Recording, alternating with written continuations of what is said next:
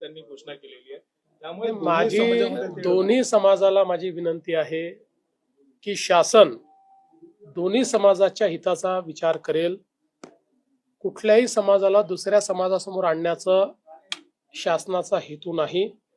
त्यामुळे कोणावर अन्याय करून कोणाला देण्याचा प्रश्न नाही आहे. दोघांचे प्रश्न आम्ही सोडवणार आहोत. त्यामुळे ओबीसी समाजानेही हे लक्षात ठेवावं की कुठेही त्यांच्यावर अन्याय आम्ही होऊ देणार नाही.